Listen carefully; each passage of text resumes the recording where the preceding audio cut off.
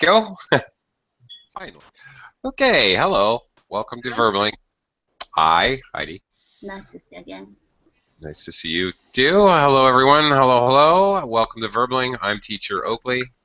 And in this class, change gears a little bit, and we're going to be looking at vocabulary and reading. Basically, our object today is we're going to learn a little bit of technique, how to figure out the meaning of words in context. Frankly, what I'm teaching in this lesson today is useful from, as soon as you're a beginner learning to read sentences, all the way up to someone reading academic passages in graduate school. It's fundamentally the exact same strategy and technique that you would use, the things we're going to discuss today. So basically, it's the same thing. I see Igor is valiantly attempting to get into the class again. Keep trying, buddy. I wish I could help you. I feel helpless. But anyway, keep trying. Also, I want to welcome Yenny. Is it Yenny? Yes, hi teacher. Hi, how are you? I'm fine, thank you. Am I pronouncing your name correctly? Yeah, it's correct, Jenny. I am.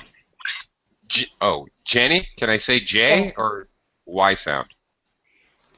I say Jenny You do? because because for me it's a Spanish name, so I pronounce like Jenny. Jenny. Okay. Eh, All right. That works for me. Okay. And where are you from, Jenny? I'm from Colombia. Colombia. Okay. All right. You've been in my classes before, haven't you? Yeah, yeah. Okay. All right. Okay. Sorry. Maybe I haven't seen you in a while. Okay. Jenny, welcome to the class. Thank you. All right. And also I'd like to welcome, is it Oksana? Yeah, good morning. How are you? Good morning. I'm good. Thank you very much. How was your weekend? Fine, thank you. To prepare a new year. Oh, yeah, right. Getting ready for the new year. Yeah. Festivities, indeed. Me too. Well, shopping and yeah, all that kind of stuff. Getting all the food together, having a big feast soon, and oh yeah, me too. Okay, go ahead. Okay. Sorry, in Philippines usually 25th December or 1st November people to prepare. Right, right. December 24th is Christmas Eve. December 25th is Christmas. We there's a big feast, actually, which is traditionally after midnight mass, Christmas Eve. It's called Noche Buena. Okay, Noche Buena. Well, we're getting ready for that. I guess we're having a big super feast in the middle of the night on Christmas Eve. So that's one tradition we're doing this year. And anyway, in any case, our class today, picking up clues to figure out unknown words. And again, this doesn't matter if you're taking an IELTS or a TOEFL exam. It's just really the same exact strategy as if you're reading Clifford the Big Red Dog, a children's book. It doesn't really matter your level. The whole concept is the same. First of all, actually, beginning at the beginning, looking at the concept is trying to be. The first thing is trying to be predictive. Look, in listening, even more so, really, in listening, trying to predict what you will hear will actually help your comprehension of what you're hearing It will help your listening ability a lot. It's actually surprising how much it can help.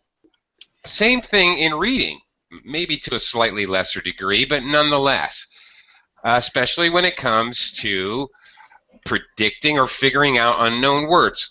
So in reading, that would begin from the very beginning. What is the title? Are there any pictures? Are you reading a magazine article with that there are corresponding pictures? Look at the pictures. Look at the title.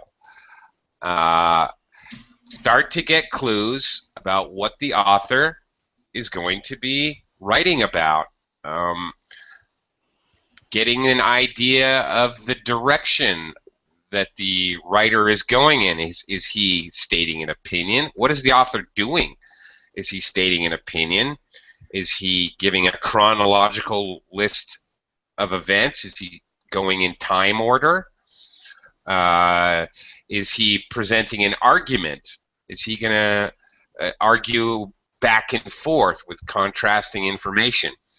Getting an idea what's the general topic, what is the controlling idea or the focus of the author, and what is the author's mode of presenting his ideas. How's he look like he's presenting his ideas can actually help you to deduce meanings of words, believe it or not.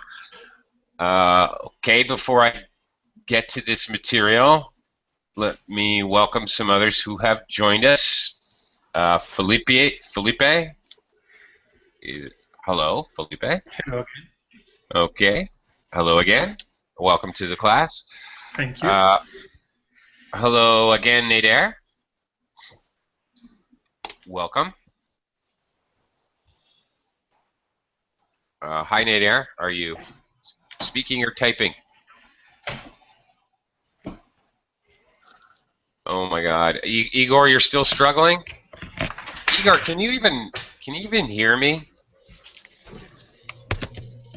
I'm wondering if you can even hear me. I don't think he can even hear me. Okay, bear with me. I'm gonna type it.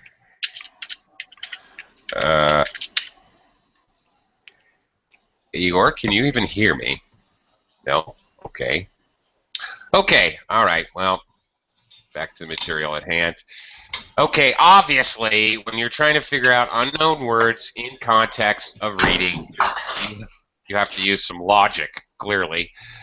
That is what I was talking about, using logic because you know what the topic is and you know the direction of the author. Okay, here is another huge element. The more you're familiar with English sentence structure, the easier this will be to do, quite obviously. Knowing which part of speech is the unknown word. Is it a verb? Is it obviously a verb, a noun, a preposition, adjective, time expression? What is it? Now, every sentence, of course, needs a subject noun and a verb. So if you're looking at a word and you don't know what it is, but there's no other word that can be a subject noun, obviously it has to be a subject noun.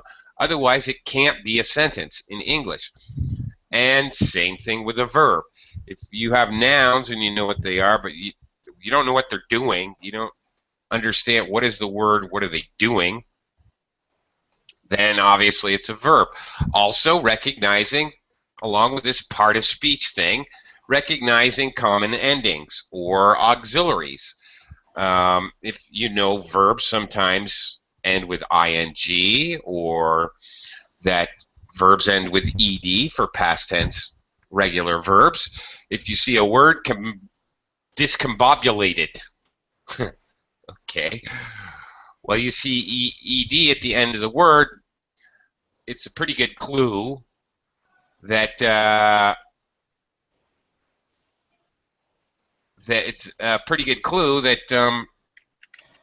this is a verb. So you also always take a look at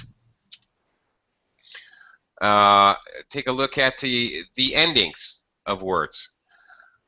Does anybody know what discombobulated means?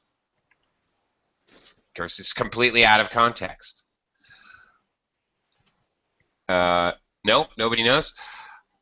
I've been totally discombobulated all morning. I couldn't find my classroom materials. My internet wasn't working early this morning. I ran out of water for some reason, so I couldn't even have coffee, and I've just felt like my whole day has been discombobulated. Okay, now that I've given you some context, can you guess what discombobulated means? Anybody? Heidi? Meaning? Yeah, of discombobulated. Confused. Yeah. All right. Disconnected, disjointed, and confused. Very good. The context helps a lot. Okay. Also, same thing, knowing grammatical endings for like verbs, but also knowing other suffix endings, prefixes, and suffixes are also going to help you to guess the meaning of the word. For example, let's start with prefixes. What are prefixes? What are prefixes like un? What does that? If I see un something, Jenny? What does that likely mean? Unlikely, unknown, unbelievable. That is mean that is like opposite the word. Sure, it's like putting not in front of a word. Believable, unbelievable. Oh, that's believable. Oh, that's not believable. It's unbelievable. It's known. It's unknown. It's not known. Sure. So if you see a word that you don't know in context, first of all, if it's something, you know it's not something. Okay, right? And of course there are many others. Okay, for example, Oksana, if I see the beginning of the word is multi something. Multi, this too many, maybe. Many. That's the key right there. Multiply. Multiple. Right. Many. That's exactly right. Very good. And so on. Of course, there are prefixes that designate numbers. Felipe, what does try designate? If you have try in front of a word. Felipe, are you there? Disappeared. Yeah, you hear me. Okay, yeah. Yeah, that means three. Three means, of something, I don't know. That's right, three of something. Tripod, tricycle, triumvirate. There you go. All right, so knowing prefixes can often help you deduce meaning of the word, but even more so, suffixes can help you with part of speech. For example, hang on, let me quickly welcome Sue. Hey, Sue or Sue? Yes. Hello? Yeah, Sue. Yep. Okay, welcome to the class. Where are you from? Oh, I'm come from Taiwan. Taiwan, okay. Yep. Very good. Welcome to the class. Sue, if I have, let's see here, if I have a suffix something, something, something, and the word ends with ATE, for example. Hmm. What could that word be? Let's try a difficult word. You mean the 80 in the end? Yeah, with ATE at the end. For example, do you know this word? Exacerbate. No. You don't know it. Yeah. But what do you know about it because it ends with ATE? As far as what part of speech, a noun, a verb, adjective, or adverb, is this word probably?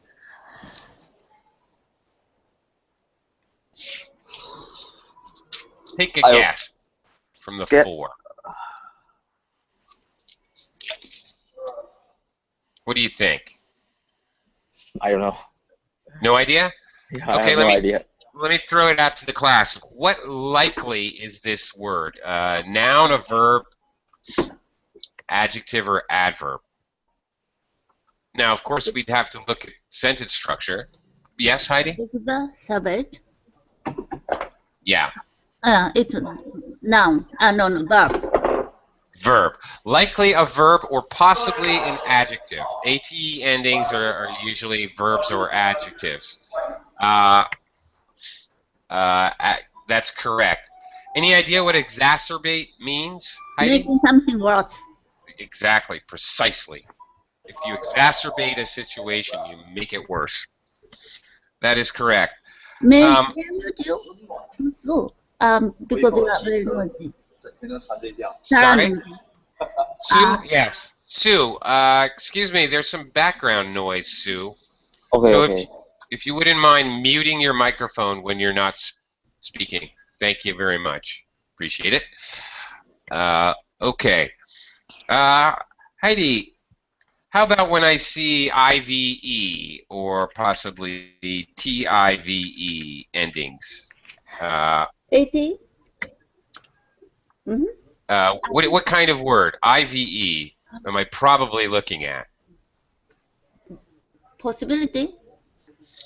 Well, I mean, is it a noun, an adverb, an adjective, or a verb? Do you think? Some creative, changes to the adjective. That's right. Okay, and what Heidi just did, thank you. I was hoping somebody would do that. Think of an example of another word that ends with that suffix. Chances are, some suffixes are used for different parts of speech, noun, verb, adjective, but this is what I was hoping someone would do. Think of an example of another word that ends with IVE. Oh, it's an adjective. I'm probably looking for an adjective.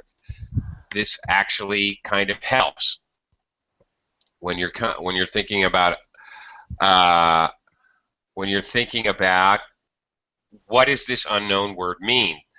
Think of other examples that either begin with or end with the same letters. This will actually help you to deduce what part of speech it is. Okay. And obviously, the more familiar you are with suffixes, the more easier it will be for you. Not only that, if you think of Heidi came up with creative, all right. Okay, we were talking about the suffix IVE, but also you're going to look at the word and think about, do you know any other words that have the root or base or main part of that word, like create, for example? Oh, I don't know this word creative, but I do know the word create. Obviously, words come in families, and they frequently have the base or the root word has one meaning, and then we can add suffixes and or prefixes to alter the meaning or alter the part of speech, change it from a verb to a noun to an adjective, so forth. Okay, so use what you already know. Also, another aspect is chunking. That means groups of words. How does it relate to the other words that are in its immediate vicinity, immediately before and immediately afterwards? Sometimes a way to figure out an unknown word is to just not think about the overall sentence. Instead, think about just the immediate words around it. Sometimes that may click in your head a certain phrase or collocation of words that you already know. So sometimes, rather than look at the whole piece of reading or reading passage and thinking about the author's intention, sometimes instead, if that doesn't help, I would do that first if it were me. Maybe kind of mentally remove it and just think about the words next to it. Sometimes that helps because English has a tendency to use the same collocations or the same words next to each other all the time. We constantly do that. So if you're familiar with words in the immediate vicinity, maybe that will actually help. Okay, and I basically already talked about this, vocabulary activation. Okay, this is what I first talked about. I talked about this out of order. And obviously, you're going to make logical guesses about the meaning of the word. One way to do that, well, okay, let's actually do it. Enough of me talking. Let's look at an example and practice. Okay. Jenny? Yes. Now, this reading passage is full of totally made-up words that are not really words. Our job is to try to figure out or deduce what these words may mean in context. So can you read this first part? Okay. Read the first sentence, and then we're going to talk about it. Go ahead. Jack quickly entered the didot and cleaned the various mixtures he had been using to repair the whippet. Excellent. I don't know how to pronounce I don't know. last word. That's good. Actually, very good. You're pronouncing imaginary words. You're an expert. You know, because of course, I can't tell you you're wrong. That's wrong. That's not how you pronounce I that. know. No, it doesn't matter. And frankly, it doesn't make any difference. Okay, let's analyze this a little bit. Okay, first of all, let's think about sentence structure. Jack is what part of the sentence, Jenny? Subject, verb, object? It's subject. Subject. All right, and then we have quickly. Okay, an adverb, and followed quickly by our verb. Verb. Okay, what is the didot then? I think that is an object. It would have to be an object, which in turn, of course, means it has to be a noun. It has to be an object noun. All right. So one way to look at this, you can say to yourself, Jack quickly entered something. Something, yeah. The something. Okay. He entered the something. Okay. Perhaps if we read on, we'll have more information that will help us to figure out what he entered.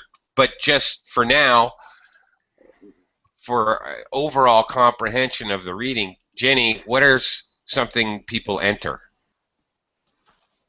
The something. What? Take a guess.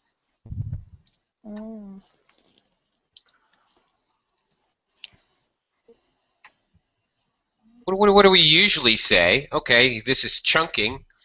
Well, okay, Jenny entered the what? What would you enter?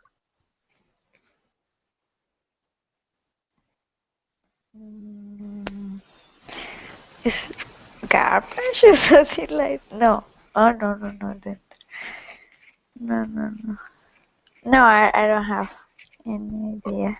No idea. Okay, let Nah. me see if we can get some help. Okay, Oksana, what is something that somebody enters? Maybe something in room, something name of room. A room. Okay, people enter rooms. People enter buildings. People sometimes enter, well, we don't really normally, I was going to say people enter transportation things like a train or a plane, but we don't really say that, do we? We say they boarded the train or boarded the plane or they got on the plane or got on the train. We don't usually, we almost always collocate entered. Okay, a room. Entered a room, entered a building. All right. So probably the dido is something like that. All right, moving on. Oksana and we can assume Jack, another verb, cleaned the various mysteries. Okay. What do we know about this word? What type of word is this going to be? A noun, a verb, an adjective, or an adverb? Mysterize or which word? Mysterize. Mysterize. What kind of word does that have to be?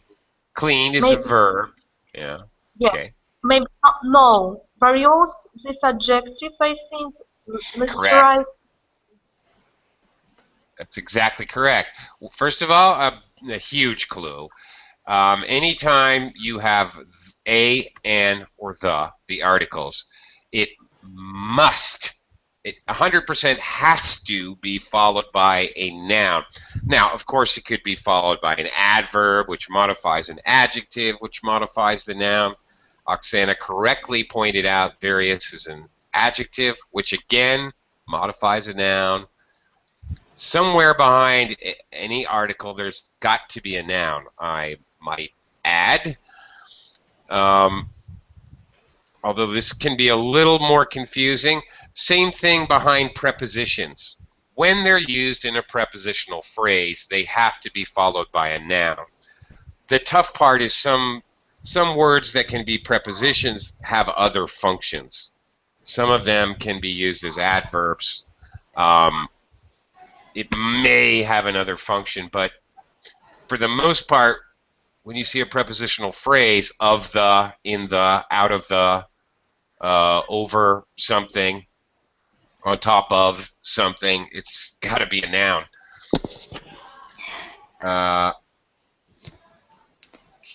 Can we say enter? Nader's asking, can we say enter a new phase? Well, yeah, sure. Sure you can. He entered, sure we can. But Jack quickly entered, you can say a new phase, but if you're thinking about deducing dido, that phrase, okay, here we go, chunking or collocation, we never say Jack entered the new phase. It's always a new phase. So that really can't be it. We're looking at something specific. So anyway, Oksana, back to you. And okay, he entered this room, building, something, and cleaned the various. What else do I know about this? The various something. What else do I know about this? Hint, hint. Grammatical ending. Grammatical.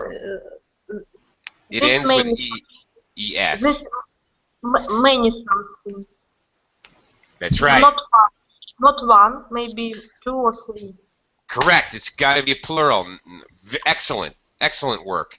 Right. We know it's a noun. We know it's got to be a plural noun. That's right. All right. And we know it's something that somebody normally cleans. Okay. Something normally cleaned. Let's continue. He had been using to repair the whippet. Okay. We know it's something that somebody cleans, it's plural noun, and it's used to repair something. Okay. Any guesses, Oksana? It's like a. Oh, so Yeah. Go ahead. Go ahead, Jenny. It's okay. it's like a tools. So Ah, tools. Well, I use tools to repair, and I clean tools. Okay. All right. That may be a good guess. It seems quite logical in the sentence. All right. He had been using to repair the whippet. Now, this is our toughest one here. Felipe. Well, there's a lot of things we repair, right? But what do we know about this word? What kind of form, verb, noun, adjective, adverb, has it got to be? I don't know. It's an object. I don't know. Object tool. I don't know. To repair the whippet. All right, so it's got to be a noun. That's right. Yeah, I know. Yeah. And it's got to be an object, right? Not an idea, because we don't repair ideas. I'm going to repair my freedom. That's okay. Going to repair my anger. Okay, it's going to be a right. So okay, we know it's got to be a concrete kind of noun. All right, very good. But this one, I think we're going to have to read on. Okay, words that you don't know. Well, here's something useful. At the ends of sentences are going to be much harder to figure out, and usually that means we're going to have to read on. Because in normal English, by the way, not necessarily structure, but especially written English, we tend to. Igor, are you working now? I mean, are you working? Can you hear me? Please I tell me can. if you hear me. It's amazing. Only an hour and a half. Perseverant. An hour and a half of perseverance. Yes, I can hear you now. Terrific. Okay. An important point about this for this whole lesson. Figuring out unknown language in context. Generally speaking, not an absolute, very general statement, okay? In general, in the English language, we tend to, of course, not in the first sentence, but as we go along speaking or writing, we tend to sort of reiterate an old idea first and then introduce new ideas at the ends of sentences. And then the next sentence, okay, then it talks about, okay, not always, but sometimes a lot of times this happens. We talk about the last part of the sentence and then new material, and the last part of the sentence and new material. This is common in English. It doesn't always work, but a lot of times. Okay, so it's very hard to understand what whippet means here. It's something that needs to be prepared. It's a concrete thing. All right, let's continue. Okay. Nader, are you typing? Shall I read it? Okay, Nader. He had often thought that his job was extremely yeomaning. What do we know about this? Well, all right. His job was the verb to be, and then we have an adverb. Extremely. What do we know about this word? Well, one thing we can look at is ing at the end. Nader, what kind of word? What do you think this is? What noun, verb, adverb, adjective? Nader, are you there? Okay. Igor, how about you? So it looks like an adjective. Looks like an adjective. Okay. Nader has a couple of guesses. Maybe a verb in continuous tense. Okay, right. But most likely an adjective simply because we have our main verb. He had thought. Okay. He had thought. Okay, past perfect. Okay. Before. All right, before is implied here. Okay. Okay, later. Later we move into the tense, so that's okay. That his job was extremely something, ing. Of course, we have a lot of adjectives, ing, like Nader suggested, boring. Challenge, difficult, he said, but I could think of maybe challenging. Okay, could mean difficult, could mean boring, probably, most likely an adjective here. Because try to use a verb here, it doesn't, it's hard for it to make it make sense. I can't actually use an, Igor, I can't use an ing verb here, really, and there's a reason. Do you know why?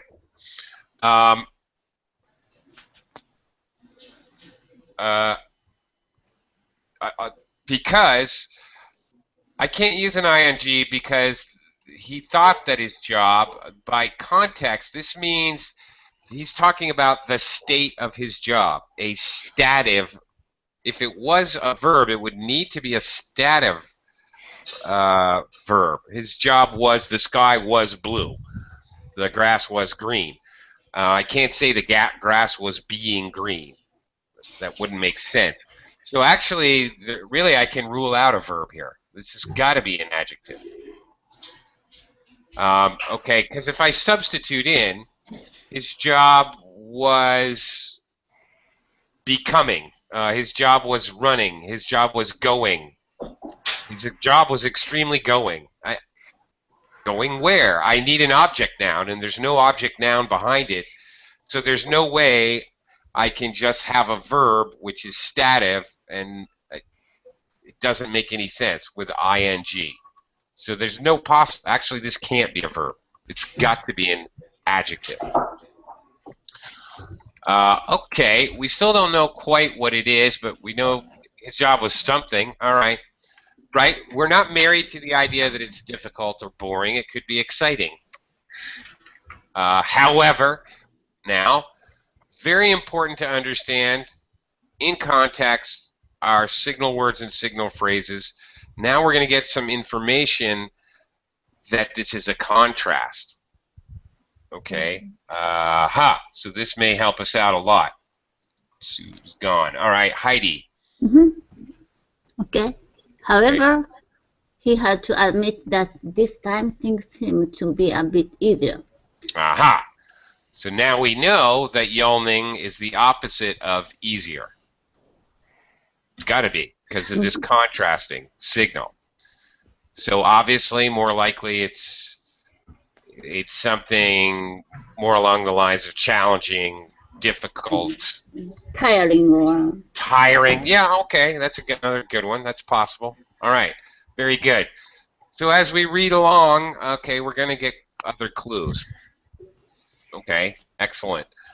All right, Heidi, I want to give you a new word to look at here, so go ahead and read the next sentence as well. When he finished, he put on his lyrics and went back to the study to relax. Okay. All right. He, subject noun, verb, put on. His, we got a possessive pronoun, so it's something someone could own. What's a good guess here, Heidi? What do you put on? Some container. A contain. He put on his container. What? Not sure about that. Okay, you put on clothes, right? Does anybody? Place or container, box or drawer. Well, you don't put on a box unless you're going to wear a box. That sounds weird. Okay, Igor's got a lot of articles of clothing as suggestions: coats, boots, sweater, what have you. Okay, he put on his boots and went back to the study, but usually you're going back to the study to relax. What? Okay, that's another clue. We're looking for some kind of clothes that somebody puts on to relax. When you relax, do you put on boots? No. Really? No, you put on boots to go to work. What do you put on? Okay, Jenny, what do you put on to when you want to relax? Tell us your secret life. What do you put on when it's time to relax? Pajamas. Okay. All right. Put on your pajamas. Yeah. I can think of another possibility here, although it doesn't really go with the possessive his. Another thing you put on. What is something else you put on? Anybody? Anybody know? Another thing you might put on is put on a wide smile. Okay. Like earphone or something. Put on his earphones. Probably. You're right down the route I was taking. I was thinking on putting on music. Right. Put on earphones. Oh yeah. Okay, that's possible.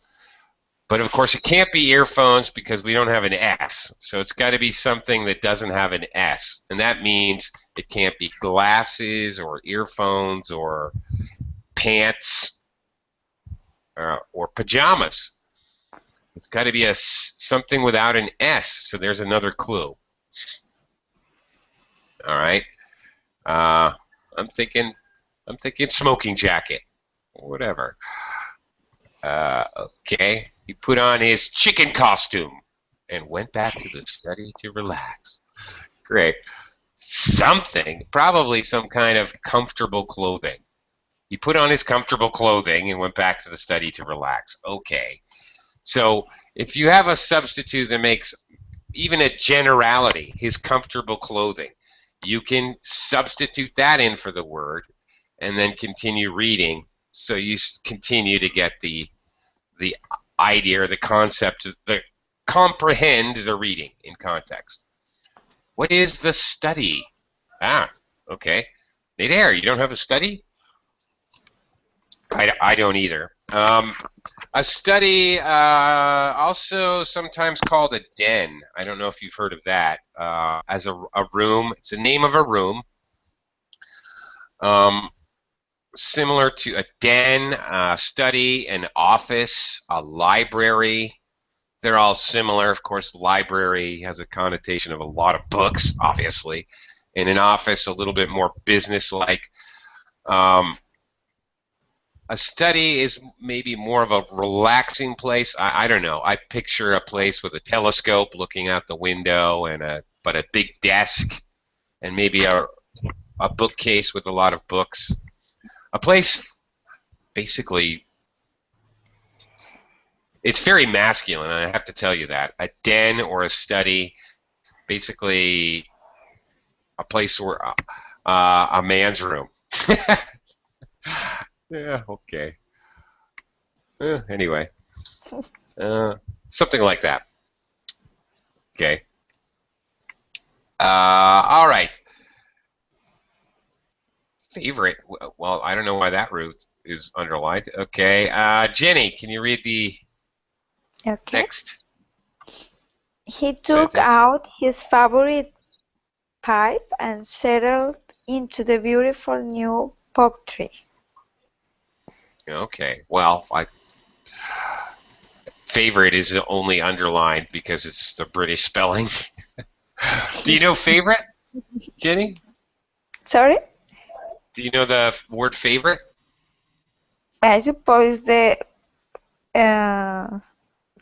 favorite, the most liked. Sure. Okay, so you know that word. His most liked pipe. That's right. Yeah. Okay. He did all that. Okay, we join it with and then he settled into. Oh, okay. Actually, here's another place where phrasal verbs, although very confusing in English, right? Because they have so many meanings, and the abstract meanings have nothing to do with the dictionary meanings. But if you do know them, they can help with the other words because phrasal verbs tend to be more specific in collocation and usage in abstract ways. So, okay, Jenny, you settle into, again, the something. It's a verb. It's a verb, and I suppose that he changed his attitude. For example, he become more relaxed.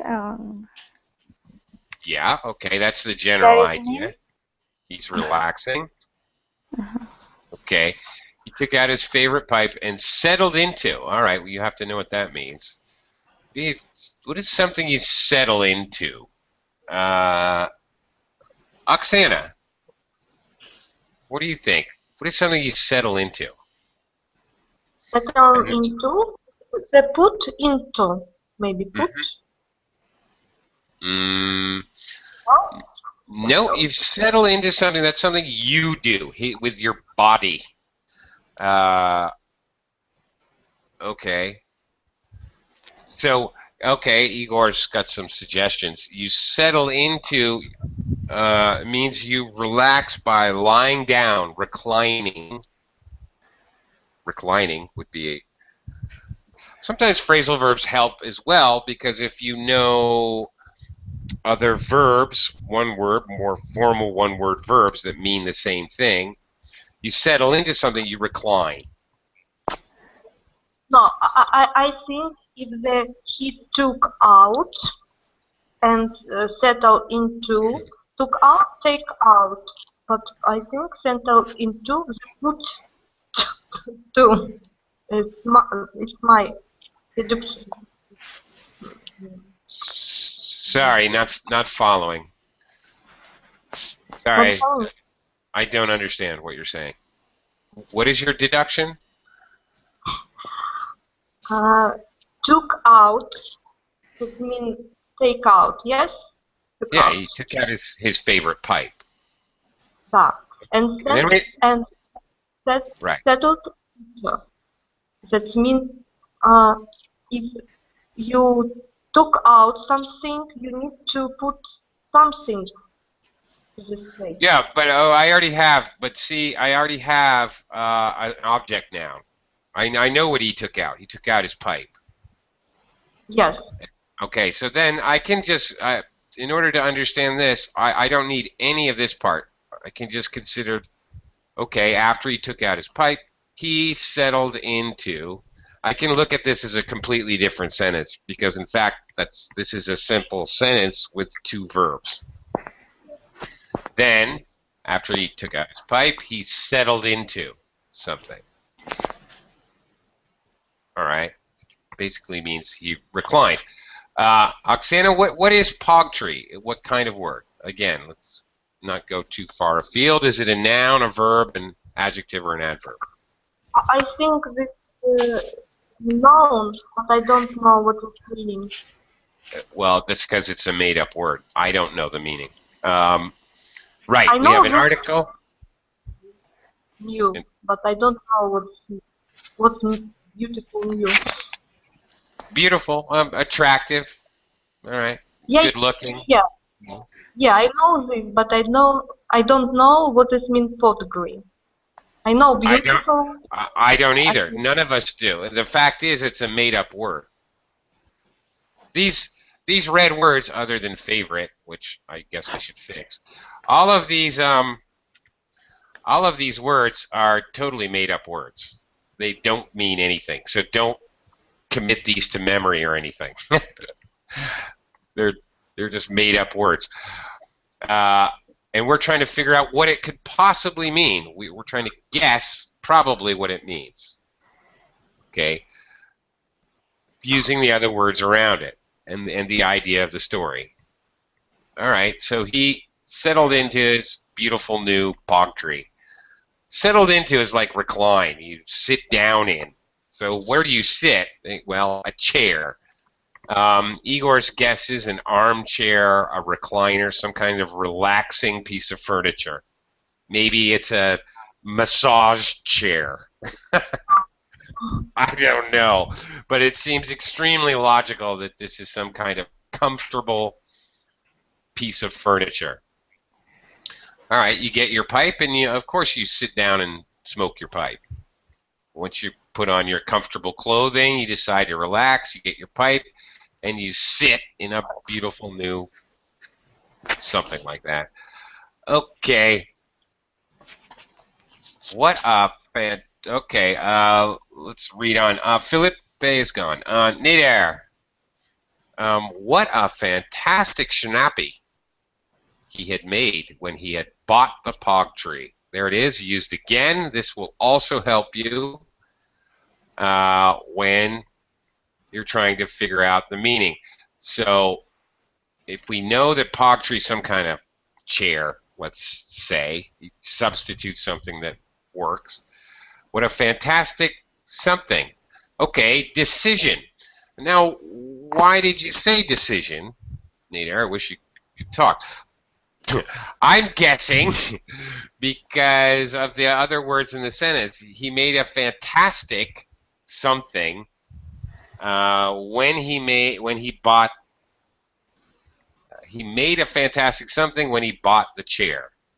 Right. Right. Okay. Two things, because it's the logical deduction, and also fantastic deal, fantastic bargain. These are also common, very common expressions, very common collocations. I got a fantastic deal on a new car. This is super common in English. Okay, and then Igor, of course, this one is fairly simple to think about. Right, exactly, Igor. Only 300 yagmas. Yagmas? Okay. All right. Obviously, only 300 something. It's completely obvious.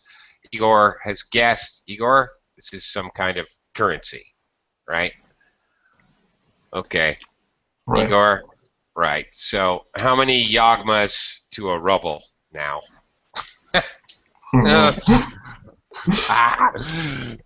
Kidding. Sore subject. Okay, now look, all right, obviously yagmas is like dollars, rubles, yen, whatever, some kind of currency. Okay, so overall, what is this talking about, Igor? What is the story? Basically, summarize. Well, the story is about a man who's been trying to relax after his work. All right. Okay. He's trying to relax after his work. Okay. Okay. What do we totally not know? Cups of yogurt. A lot of things. Good one, Nader. Yagmas is a currency that uses yogurt. Very good. I like that. Okay. All right. Can we look at it again and figure out maybe what are some other good guesses here, real quick? We've only got moments. Heidi, what do you think? Jack quickly entered the Dido, and he's cleaning. Various something like trash. What do you think Dido is? Dido. What's your guess? Small room. Small, some kind of room. All right. Anybody have another guess? I have another guess. I would think. Thank you, Nader. Workshop seems very likely to me. Deducing, since he is cleaning the various. Jenny said earlier tools, which would make perfect sense to me, and people keep tools in a workshop. Pretty simple. Now, the one I have no idea he had been using to repair the whippet. Anybody? at all. Device. Device, well, okay, that's a substitute word that we can, general substitute word we can use. Sure. You can make up anything. He had to repair the helicopter. I don't know. Not sure. Okay. The flying submarine. We don't know what the Whippet is. Okay. He often thought his job was extremely what? Jenny, what do you think this is? Considering that the opposite is easier. Yeah, it's hard or exhausting or All right. Something Yeah. negative. yeah, Right. something Oh, hard. sometimes, okay, figuring out, comprehending, reading, sometimes we won't figure out the exact meaning of the word, but we can figure out positive or negative, which is half the battle. Challenging, trying, I would guess. My best guess is. Okay, when he finished, he put on his Reddick and went back to the study to relax. Mm-hmm. All right. I like house coat. Does any smoking jacket? I like. Could be anything though. Maybe his crown. Reddick is another name for clown costume. I don't know. Okay. Glasses. Maybe. Now, see, glasses would be a good guess if then he grabbed a book and decided to read something, or he's doing something that requires glasses. Okay. So Anyway. have some glasses to put eyes to sleep. Some have glasses. Well, probably not sunglasses, as he's going into a room from the smoke. Oh, from the pipe smoke. Okay. You guys are silly. I think it's throat, a shirt or something.